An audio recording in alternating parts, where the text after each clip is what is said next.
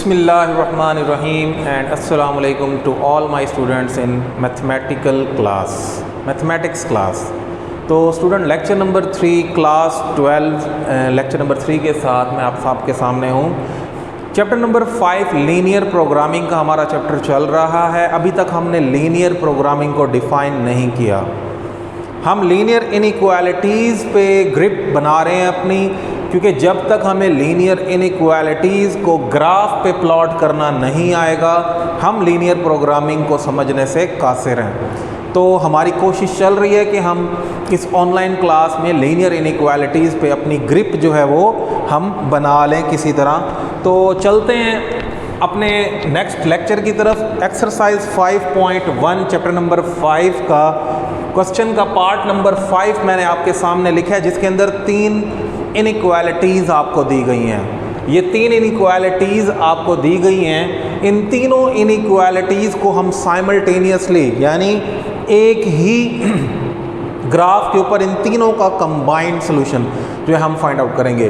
पिछले लेक्चर में हमने डबल इनइक्वालिटीज़ को सॉल्व किया था। हमने ये देखा था कि किस तरह 2 इनइक्वालिटीज़ का सॉल्यूशन एक ही ग्राफ पे बनाया जाता है। आज मैंने 3 इनइक्वालिटीज़ वाला सवाल लिया ताकि आपको जो है प्रैक्टिस हो जाए। मैक्सिमम 3 या 4 इनइक्वालिटीज़ तक ही हमारी बुक में जो है वो दिए हुए हैं। तो इन 3 इनइक्वालिटीज़ को भी मैं आप लोगों के सामने इस ग्राफ पे ड्रॉ करूँगा। तो आप लोग देखें, lecture number 1 is very important. मैंने पिछले लेक्चर में भी ये बात की थी कि lecture number 1 is very important. Lecture number 1 को अच्छी तरह देखें, उसके बाद आप लेक्चर नंबर 3 पे आ सकते हैं। तो इन तीनों इनइक्वालिटीज़ को मैं ड्रॉ करूँगा, वही सेम हमारा प्रोसीजर है। सबसे पहले इसकी मैं एसोसिएटेड लाइन जो है वो ड्रॉ करूँगा, यानी बाउंड्री लाइन जो है मैं इसकी ड्रॉ करने लगा हूँ। एसोसिएटेड लाइन इसकी क्या बनती है? इसकी एसोसिएटेड लाइन बनती है 2x + 3y is equal to 18, जिसको मैं लाइन नंबर 1 का नाम दे देता हूँ, इज़ इक्वल टू 18, और इसका नाम मैं रख देता हूँ लाइन नंबर 1, यानी इसको मैंने इक्वेशन नंबर 1 का नाम दे दिया। अब इस लाइन के 2 पॉइंट्स चाहिए, जैसे हम एज़ यूजुअल हम निकाल रहे हैं कि मैं इसके 2 इंटरसेप्ट्स फाइंड आउट करूँगा। एक इसका मैं x इंटरसेप्ट निकालता हूँ। x इंटरसेप्ट क्या होता है? ऐसा पॉइंट जो x एक्सिस के ऊपर लाई कर रहा हो, और उसका y कंपोनेंट हमेशा 0 होता है। और x इंटरसेप्ट निकालने के लिए आपको पुट करना पड़ता है y is equal to 0। y is equal to 0 जब इस इक्वेशन के अंदर पुट करेंगे तो इक्वेशन बनेगी 2x is equal to 18 and x is equal to 2 जाके डिवाइड हो जाएगा 9, x इज़ इक्वल टू 9। ये इंटरसेप्ट है, और इसको पॉइंट की शक्ल में लिखूं तो वो बनेगा 9,0। तो पहला पॉइंट मुझे मिल गया इस लाइन का, इस बाउंड्री लाइन का पहला पॉइंट मुझे मिल गया है, जो कि मैं ग्राफ पे ड्रॉ करूंगा। ठीक है जी।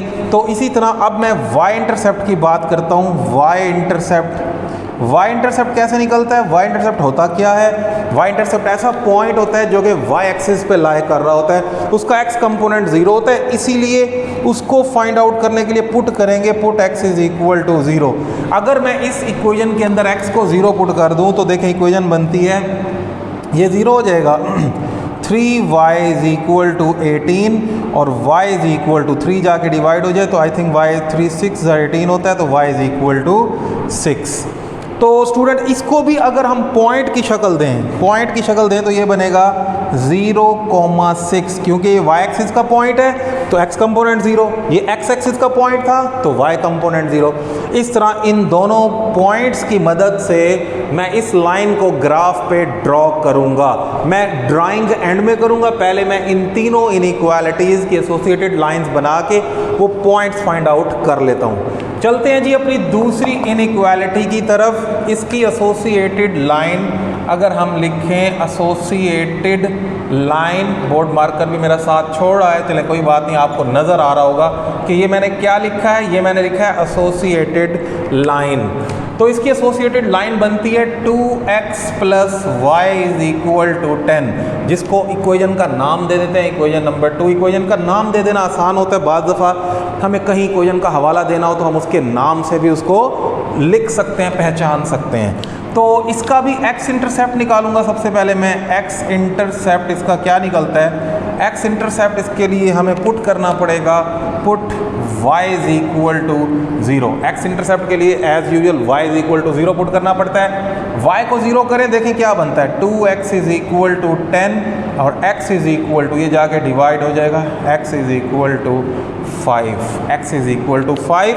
और अगर इसको पॉइंट की शक्ल में मैं लिखूं तो ये बनेगा 5,0, 5,0। चलें जी, ये इसका खाना अलग कर देते हैं। 5,0 इसका पहला पॉइंट मिल गया मुझे।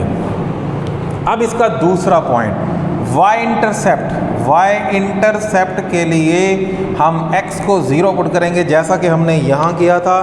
तो इसके अंदर पुट कर देते हैं हम, put x is equal to 0। x को अगर इसके अंदर 0 पुट करें तो y तो डायरेक्टली निकल रहा है। This implies that, this is the sign of implies, ये डाल सकते हैं आप। This implies that y is equal to 10, y is equal to 10। तो इसको अगर मैं पॉइंट की शक्ल में लिखूं तो ये बनेगा 0,10, क्योंकि y एक्सिस का पॉइंट है तो उसका x कंपोनेंट क्या हो जाएगा, x कंपोनेंट हो जाएगा जी 0 निकल आएगा। ठीक है जी, बिल्कुल इसी पैटर्न पे। बोरिंग लगता है मुझे ये काम, बार बार एक ही काम करना, आप लोगों को भी बोरिंग लगेगा, लेकिन क्या करें, ग्राफ तक जाने के लिए ये काम करना इंतहाई ज़रूरी है। एग्ज़ाम में भी इस किस्म का सवाल आएगा, तो ये इसको बोरिंग लगे आपको या जैसा भी लगे, आपको करना तो पड़ेगा। एसोसिएटेड लाइन, इसकी एसोसिएटेड लाइन में लिखने लगा हूँ -2x plus y is equal to 2।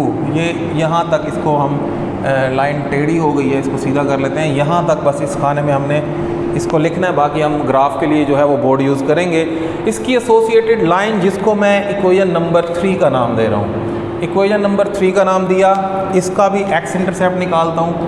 x intercept निकाल के हम क्या करेंगे जी, पुट कर देंगे, put y is equal to 0। y को 0 करें तो -2x इज इक्वल टू 2, 2 जाके डिवाइड हो जाएगा, x is equal to -1। x is equal to -1 जो है x इंटरसेप्ट निकला है। अगर इसको पॉइंट की शक्ल में लिखें तो ये बनेगा -1,0। ठीक है जी, तो अभी तक हम ठीक जा रहे हैं, उम्मीद है आगे भी हम ठीक ही चलते रहेंगे। y इंटरसेप्ट के लिए आपको क्या करना होगा, आपको पुट करना होगा, put x is equal to 0। y intercept के लिए x को जब हम 0 पुट करते हैं तो इसमें अगर हम 0 पुट करें x को, देखें y क्या निकलता है, दिस इम्प्लाइज दैट, दोबारा मैंने इम्प्लाइज का साइन डाला, y is equal to 2। y is equal to 2 जो है वो हमारे पास y इंटरसेप्ट निकला। और इसको अगर पॉइंट की शक्ल में लिखें तो 0,2 लें जी। मैंने तीनों एसोसिएटेड लाइंस 1, 2, 3 उनके पॉइंट्स 2-2 निकाल लिए हैं, क्योंकि मैंने पहले दिन ये बात बताई थी कि किसी भी लाइन को ड्रॉ करने के लिए मिनिमम 2 पॉइंट्स रिक्वायर्ड होते हैं।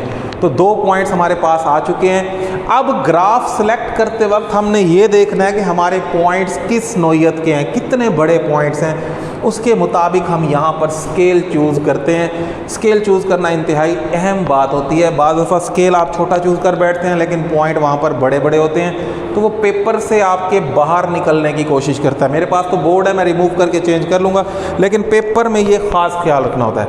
सबसे बड़ा पॉइंट इस वक्त मुझे नज़र आ रहा है, आई थिंक 10 है, ये 10 नज़र आ रहा है, ये 10 और ये 9। ये 10 y एक्सिस के ऊपर है, ये 9 जो है x एक्सिस के ऊपर है।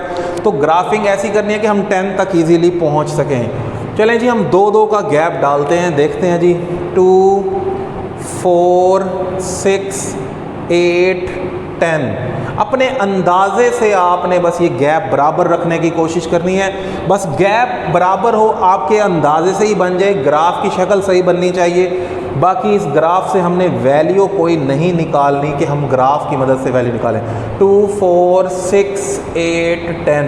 10 से ऊपर हमारी वैल्यू नहीं जाएगी, हमने देख लिया वहाँ पे, इसलिए बस मैं 2, 4, 6, 8 और ये 10, 2, 4, 6, 8, 10 लें जी। ये हमारे पास जो है हमने ग्राफिंग कर ली है। अब इन लाइंस को बारी बारी हम ड्रॉ करते हैं। सबसे पहली लाइन का पहला पॉइंट है 9, 0। 2, 4, 6, 8, 10, यहाँ 9 आएगा, 9, 0। x कंपोनेंट 9 है तो ये बनता है 9 0। तो यहाँ पर हम इसको 9 0 से डिनोट कर देते हैं, पहला पॉइंट। और इसी लाइन का यानी इक्वेशन नंबर 1 का दूसरा पॉइंट है 0 6, जिसमें x 0 है y 6 है, 2 4 6 ये पॉइंट बनता है जी 2 4 6 0, 6। इसको ज्वाइन कर देते हैं। हाथ से लाइन मत लगाइएगा, जैसे मैं भी स्केल यूज़ कर रहा हूँ, आप भी अपनी कॉपीज़ पे रजिस्टर पे जहाँ भी ये सवाल हल कर रहे हो, स्केल की मदद से आपका ग्राफ जो है वो नीट एंड क्लीन बनता है। तो ये हमारी लाइन नंबर 1 जो है ये हमारी ड्रॉ हो चुकी है, यानी लाइन नंबर 1 थी ये। इसकी इक्वेशन भी किसी कोने में लिख सकते हैं आप, और अगर आपने नंबरिंग की हुई है तो आप इसकी नंबरिंग भी डाल सकते हैं इक्वेशन नंबर 1। जैसे मैंने यहाँ पर इसको इक्वेशन 1 के नाम से लिखा हुआ है तो मैं यहाँ किसी कोने में लिख सकता हूँ दिस इज़ इक्वेशन नंबर 1, वरना इसका लिख लीजिए। मेरे पास चूँकि डिफरेंट कलर के मार्कर्स हैं, मैं तो तीनों लाइन को डिफरेंट कलर से लिखूँगा। आप यहाँ नाम भी लिख सकते हैं इक्वेशन 1, दूसरी लाइन पे इक्वेशन 2, या पूरी इक्वेशन भी लिख सकते हैं। तो दूसरी लाइन की तरफ चलते हैं। दूसरी लाइन हमारे पास है इक्वेशन नंबर 2 वाली, यानी 2x + y = 10 बाउंड्री लाइन है। इसका सबसे पहला पॉइंट है 5, 0, यानी x कंपोनेंट 5, 2 4 6 यहाँ कहीं लाई कर रहा होगा 5। तो इसको मैं ब्लू कलर से लिख देता हूँ। ये है जी हमारे पास 5, 0। ब्लू कलर ज़रा थोड़ा सा लाइट है मेरे पास इस वक्त, आपको नज़र नहीं आ रहा होगा। बहरहाल ये लिखा हुआ है जी 5, 0, यानी ये पॉइंट को रिप्रेजेंट कर रहा है। इसी का जो दूसरा पॉइंट है वो है 0 10, x 0 y 10, 2 4 6 8 10, ये है जी दूसरा पॉइंट इसका 0 10, 0, 10। यहाँ तो ये बिल्कुल ही नहीं नज़र आ रहा। चलें, बहरहाल आप याद रखिएगा कि ये 0, 10 है। मैं इससे लाइन ड्रॉ करता हूँ, लाइन ड्रॉ करते हैं जी इससे। ये हमारी दूसरी लाइन ड्रॉ होने वाली है। लें जी, ये दूसरी लाइन जो है थोड़ी लाइट कलर की नज़र आएगी आपको। कोशिश कीजिएगा कि आपको नज़र आ जाए, वरना मैं इसको किसी और बोर्ड मार्कर से एंड में जो है डार्क कर दूंगा। आई थिंक ये नज़र नहीं आ रही, शायद कैमरे में नज़र ना आए। चलें, इसको मैं रेड से जो है वो डार्क कर देता हूँ। कोई बात नहीं, हम लाइन के नाम जो है वो मेंशन कर देंगे। तो ये हमारे पास लाइन नंबर 2 आ गई। ठीक है जी, लाइन नंबर 2 जो है हमारे पास ये बन गई है। ये पॉइंट था 5, 0, ये देखें यहाँ से ये पास कर रही है। ये पॉइंट था 0, 10, तो देखें ये वहाँ से भी पास कर रही है 5 0 से, और 0, 10 से जो है ये लाइन पास कर रही है। अब तीसरी लाइन की तरफ चलते हैं। तीसरी लाइन, अभी इनकी शेडिंग नहीं की मैंने, इनकी शेडिंग का फैसला मैं एंड में करूँगा कि किस लाइन को कहाँ कैसे शेड करना है, और फाइनल जो सोल्यूशन रीजन है वो कहाँ है वो एंड में आपको बताऊंगा। तवज्जो पूरी मेरी तरफ रखिएगा। तीसरी लाइन का पहला पॉइंट है -1 और 0, यानी x -1 और y 0। तो हमने ग्राफिंग की हुई है 2 2 की, तो ये 2 4, तो ये बना -1, यानी -1, 0, -1, 0 ये पॉइंट है। और इसका दूसरा पॉइंट 0, 2, यानी y कंपोनेंट 2 4 2 यही बनता है 0, 2। तो इसको भी हम 0, 2 यहाँ लिख देते हैं। पॉइंट लिख देने से फ़ायदा होता है। अब इसको भी मैं जो है, एक मिनट, मुझे ब्लू मार्कर एक और नज़र आ गया है, उससे शायद ये लाइन जो है हमारी बन जाए। तो इससे ड्रॉ करके देखता हूँ मैं, ताकि तीनों के कलर्स डिफरेंट होंगे तो ज़रा देखने में आसानी हो जाएगी। तो ये हमारी तीसरी लाइन जो है वो ड्रॉ होने जा रही है जी। ये तीसरी लाइन हमारी ड्रॉ हो गई, और ये तो अच्छा एक बोर्ड मार्कर मुझे नज़र आ गया है। तो इसको हम, तीसरी लाइन को हम लाइन नंबर 3 कह रहे हैं। अब देखें, ये तीनों लाइंस आपके सामने है। ये ब्लैक लाइन लाइन नंबर 1 है, तो अगर कहें तो मैं मेंशन कर देता हूँ, this is equation number 1, this is equation number 2, this is equation number 3। ये 1 2 3 वो इक्वेशन के नाम से ज़ाहिर हो रहे हैं। अच्छा, अब इम्पोर्टेंट काम अब शुरू हुआ है जिसमें स्टूडेंट अक्सर परेशान रहते हैं कि सर ग्राफ बन जाते हैं लेकिन शेडिंग करना नहीं आती हमें। तो शेडिंग के लिए ज़रा इंपॉर्टेंट बात सुन लीजिए। टेस्ट पॉइंट वाली बात पहले तो आपको पता होनी चाहिए कि टेस्ट पॉइंट क्या होता है। लेक्चर नंबर 1 में डिटेल से समझाया हुआ है। अब टेस्ट पॉइंट तीनों में मैं अप्लाई करूंगा और एक ही टेस्ट पॉइंट लूंगा, यानी टेस्ट पॉइंट मैं ले रहा हूं टेस्ट पॉइंट ओरिजिन को। ओरिजिन होता है 0 0, टेस्ट पॉइंट 0 0। तो सबसे पहले मैं इस इनइक्वालिटी के अंदर टेस्ट पॉइंट पुट करूंगा। इसकी जो लाइन है वो ये बाउंड्री लाइन ब्लैक वाली है, या तो इसके नीचे वाला पोर्शन होगा या ऊपर वाला। अब जो ओरिजिन है वो इसके नीचे वाले पोर्शन में है। अगर ओरिजिन इसको सेटिस्फाई करता है तो इसका मतलब नीचे वाला पोर्शन शेडिंग में आएगा, और अगर ओरिजिन इसको सेटिस्फाई नहीं करता तो पोर्शन जो है वो ऊपर वाला होगा शेडिंग के लिए। तो टेस्ट पॉइंट अगर इसके अंदर हम पुट करें तो 2 × 0 plus 3 × 0 is less than equal to 18। 0 is less than equal to 18 true है जी, क्योंकि एट अ टाइम तो एक ही कंडीशन सेटिस्फाई होती है ना। तो 0 18 से जो है वो लेस होता है, दिस इज ट्रू। इसका मतलब ये जो पहली लाइन है, लाइन नंबर 1, उसका जो शेडिंग है वो ओरिजिन की तरफ जानी है। बस ये बात आपने याद रखनी है, क्योंकि अभी मैं शेड नहीं कर रहा।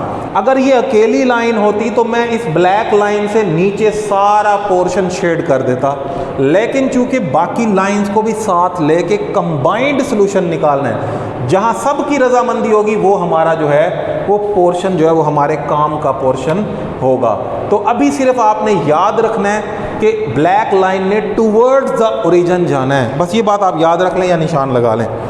उसके बाद चलते हैं जी दूसरी इनइक्वालिटी के टेस्ट पॉइंट की तरफ। अगर मैं इसके अंदर टेस्ट पॉइंट पुट करूं, चले मैं यहाँ सेपरेशन कर देता हूं। टेस्ट पॉइंट ले रहा हूं जी मैं 0 0, टेस्ट पॉइंट 0 0, और इसके अंदर पुट करने लगा हूं 2 × 0 plus 0 less than equal to 10। तो ये भी 0 is less than equal to 10, ये भी ट्रू आ गया।